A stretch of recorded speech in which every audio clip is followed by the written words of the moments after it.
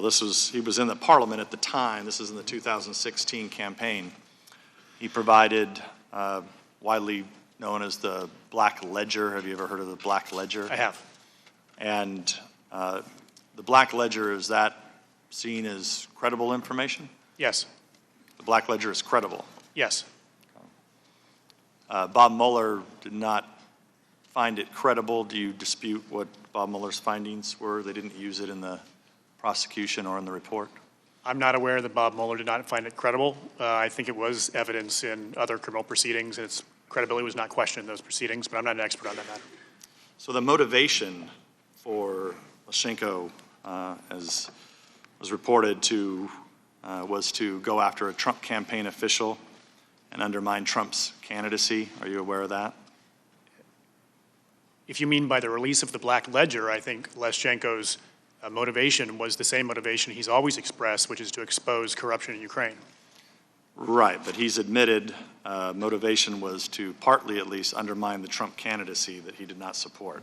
He has not said that to me. If he said that to you, I'll take your word for it. And you're aware that you heard Dr. Hill's testimony, but the Steele Dossier that contained that initial information that was fed in the FBI, were you aware that the Democrats had paid for that information? So, sir, I never had any involvement directly with it. I'm not accusing you of involvement. I'm just asking if you, not even if you knew at the time, but you now know today that the Democrats had paid for that information.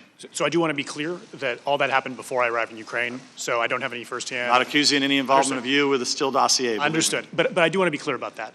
And then in addition, I have read about those issues, but I'm not an expert on them. But you're not disputing that the Democrats and the Clinton campaign were the source of funds that funded the Steele Dossier? I wouldn't be in a position to dispute that, sir. Do you think it's appropriate for political parties to run operatives in foreign countries to dig up dirt on their opponents?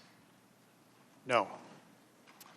Dr. Hill, do you think it's appropriate for political parties to pay operatives to dig up dirt on their opponents? I do not.